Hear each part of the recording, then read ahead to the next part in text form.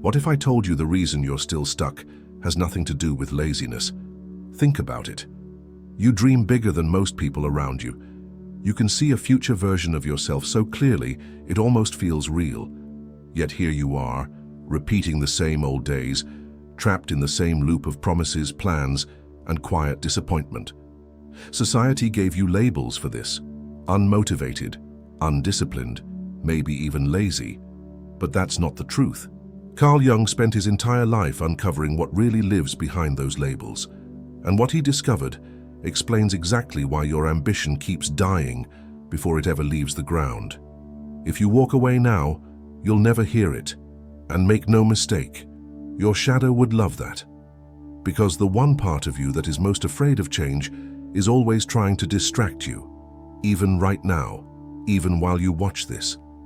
But if you stay with me through this journey, you'll see something almost nobody ever dares to face: the hidden reason your goals collapse, and the exact blueprint Jung left for turning ambition into lasting transformation. This isn't another motivational talk. Motivation is cheap. This is about finally naming the invisible enemy inside you and learning how to make it work for you instead of against you. By the end of this series, you'll have the tools to do what 99% of people never will: step out of the cycle for good. But there's a catch. None of it makes sense if you don't see the full picture. That means if you click away halfway, you'll miss everything and your shadow wins again. So ask yourself right now, who's really in control? You or the part of you that keeps you small? Stay until the end and you'll find out. You've probably told yourself 1,000 times that the problem is laziness, that if you just forced yourself harder, woke up earlier, built the perfect morning routine, you'd finally get it right. But what if laziness was only a mask, a convenient word for something far more cunning? Carl Jung warned us about this trap. He said what we call weakness or lack of willpower is usually a shadow, an entire part of our mind we refuse to see. Think about the last time you planned a big change. Maybe you wanted to launch a business, transform your body, or finally commit to that skill you've been putting off. At first, you were on fire. You mapped out the steps. You felt unstoppable. Then something invisible crept in. Suddenly, everything felt heavier. Every action seemed twice as hard. The energy drained from your body. The excuses appeared like clockwork, and within days you were back in the same cycle. That isn't laziness, that's war. A hidden war inside your own mind. Here's the strange part. The bigger your ambition, the bigger your shadow grows. Why? Because every time you dare to imagine a life beyond the one you already know, the shadow feels threatened. Its job is to keep you safe, small, and comfortable. And the more you dream, the louder it fights. So it whispers, "Rest a little longer." It distracts you with endless scrolling. It convinces you that tomorrow will be the perfect day to start. And you believe it, because the voice doesn't sound like an enemy. It sounds like you, but it isn't. It's a defense system, a pattern designed to shield you from the unknown. And until you see it clearly, you'll always mistake protection for laziness, and you'll keep blaming yourself for a battle you don't even realize you're in. So here's the real question. What is your shadow protecting you from? Failure, judgment, or maybe success itself, with all the changes and expectations it would bring? Most people never ask. They stay stuck on the surface, trying to fight shadows with motivation and routines. But Jung's answer was very different. And once you see it, you'll never call yourself lazy again. Carl Jung spent decades exploring what most people spend their entire lives avoiding: the hidden self. He called it the shadow. The shadow isn't a monster hiding in the dark. It isn't evil. In fact, it thinks it's protecting you. It carries every memory you'd rather forget, moments of failure, humiliation, rejection. It collects your insecurities, your fears, your self-doubt, and keeps them buried where you won't have to face them. But buried doesn't mean gone. The shadow is always working in silence, whispering just enough fear and hesitation to keep you small. It's the quiet weight that drags at your chest the moment you decide to take a risk. It's the sudden exhaustion when you finally sit down to start. It's the perfect excuse that pops into your head at the exact moment action matters most. And here's the paradox. The greater your ambition, the larger your shadow becomes. Every dream you chase is like a spotlight shining deeper into your unconscious. And the shadow, threatened by that light, grows stronger to keep you in the comfort of the familiar. Imagine it as a guardian standing at the edge of every door you try to open, not an enemy with teeth and claws, but a cunning protector whispering, "Don't go there, it's too risky, stay where it's safe." But safe quickly becomes stagnant, and stagnant becomes suffocating. Jung believed that until you recognize this hidden part of yourself, you'll always misinterpret it. You'll call it laziness, weakness, bad luck. You'll look for motivation videos to fight it, or shame yourself for not being stronger. And every time you fail, the shadow grows more convincing, whispering, "See, I told you it would never work." Most people never meet their shadow face to face. They keep running in circles, treating the symptoms without ever touching the cause. But here's where the real revelation begins. Once you see how the shadow actually operates, the entire cycle of self-sabotage suddenly makes sense. And in the next chapter, you'll watch that invisible cycle unfold step by step, maybe for the first time in your life. Think back to the last time you felt unstoppable. Maybe you watched an inspiring video, read a powerful quote, or just woke up one morning ready to change everything. You set the goal. You made the plan. You told yourself, "This time is different." At first, it felt real. The fire was there. You believed nothing could stop you. But then, slowly, silently, the shadow began to move. You felt tired for no reason. Distractions multiplied. Suddenly, cleaning your room, scrolling your phone, or researching just one more perfect strategy seemed more important than actually starting. Within days, the fire dimmed. Within weeks, you told yourself, maybe now isn't the right time. And just like that, the cycle reset. This is the sabotage loop. You've lived it more times than you can count. 1. Inspiration. You see the vision. The dream feels possible. 2. Commitment.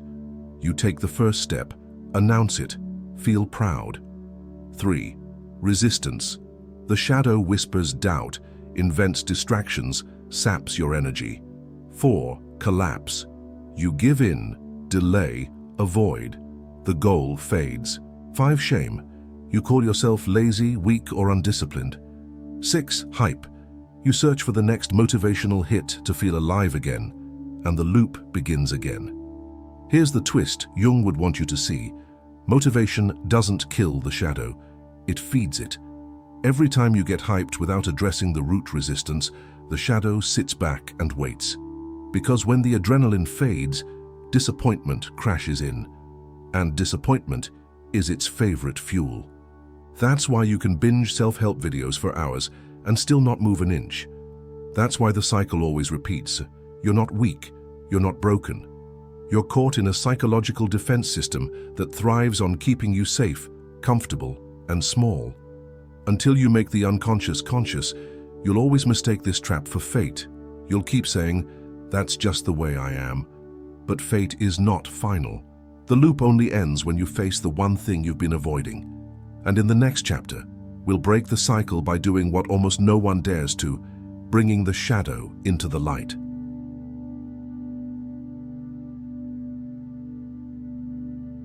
Carl Jung once wrote, "Until you make the unconscious conscious, it will direct your life and you will call it fate."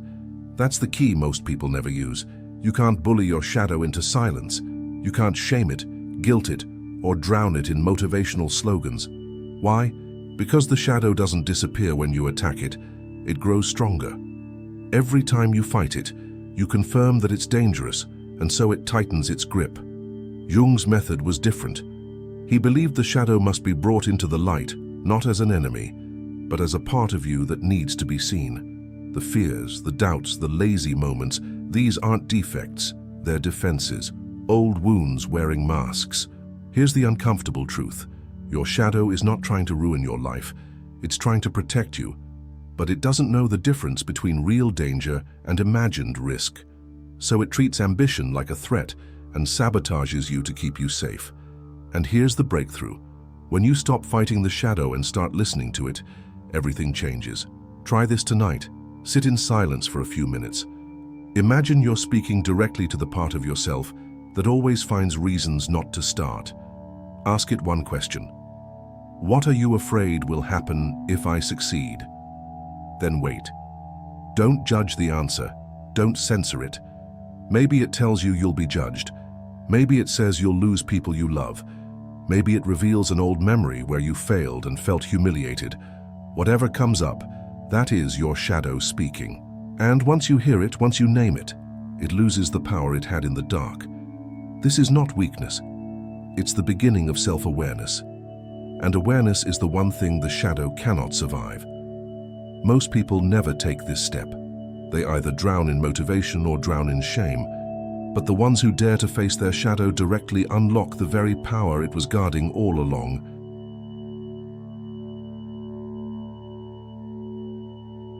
By now, you've seen the shadow for what it is. Not laziness, not weakness, but a defense system that thrives in the dark. Awareness is the first step, but awareness without movement is just another illusion. So how do you move without triggering the shadow's defenses? The answer is deceptively simple. Start so small it feels impossible to fail. Most people think they need to prove themselves with massive action, a perfect routine, a radical diet, a 30-day overhaul. But here's the paradox. The bigger the leap, the harder the shadow fights back, because drastic change screams danger. Jung understood that real transformation begins where resistance is weakest, tiny, almost invisible steps. What matters is not the size of the action, but the fact that you acted at all. Send one email, write a single paragraph, walk for 5 minutes, speak your truth to one person. These aren't just small tasks, they're cracks in the shadow's armor. Every time you move, even in the smallest way, you prove to yourself that change is possible. You shift the pattern from inaction to action, and that shift is everything. Think of it as building momentum under the shadow's radar. A step so small it can't stop you. A move so light it doesn't trigger alarm bells, yet repeated daily, it begins to rewire your identity from the inside out. Here's the rule: don't ask yourself to climb the mountain. Just take the next honest step. Because once the cycle of motion begins, the shadow can't hold the same power over you. But there's a catch. Starting is easy. Keeping yourself honest over time, that's where most people fall back into the loop. Starting small breaks the shadow's spell. But here's the problem. One step today means nothing if you vanish tomorrow. The shadow doesn't care if you win for a day. It's playing the long game. So how do you outlast it? With honesty, relentless, daily honesty. The first tool is tracking. Every evening, take 60 seconds to write down 2 things. 1, the action you took today. 2, how your shadow tried to resist. That's it. 1 sentence each. Sent the email. Shadow told me it wouldn't matter. Or walked 5 minutes. Shadow said it was pointless. Why does this matter? Because what gets tracked gets transformed. By seeing the pattern in writing, you stop mistaking resistance for fate. You start to notice the tricks your shadow repeats. And once you see the pattern, it loses power. The second tool is what I call the social mirror. Jung knew that isolation keeps the shadow strong. Alone, the voice of self-doubt echoes endlessly.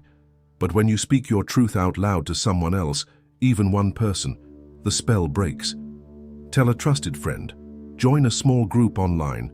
Share what you're working on, even if it feels small or embarrassing.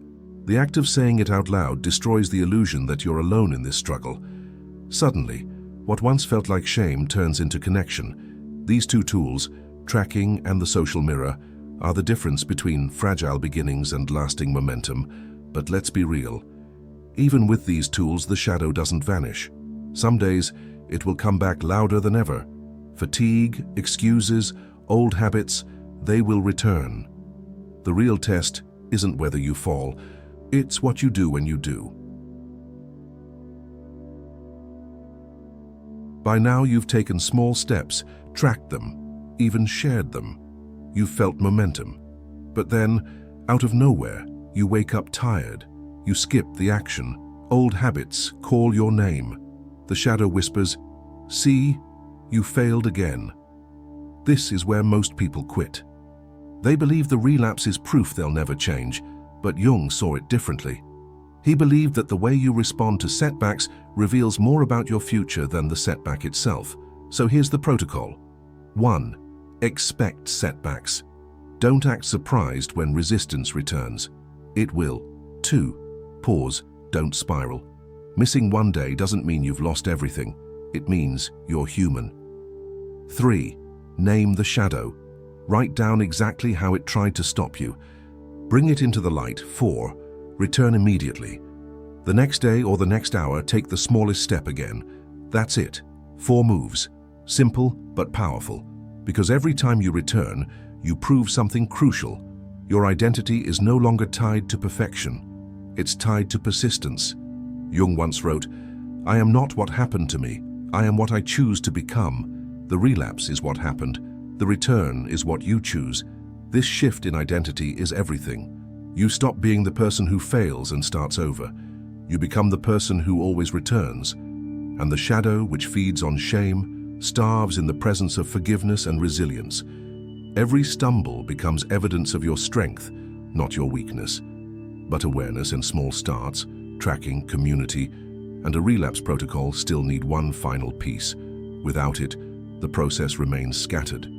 With it, everything comes together into a clear map.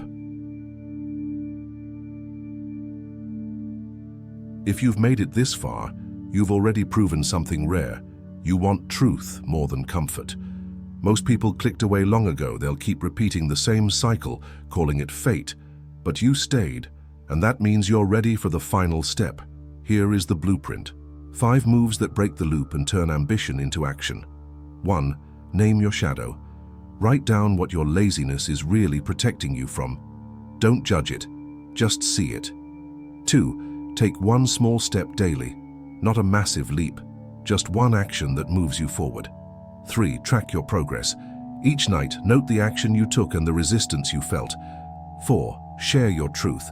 Tell one trusted person or speak it into a community. Connection destroys shame. 5. Expect setbacks, but return. When you fall, name the shadow, forgive yourself, and step forward again. Do this for 21 days and watch what happens.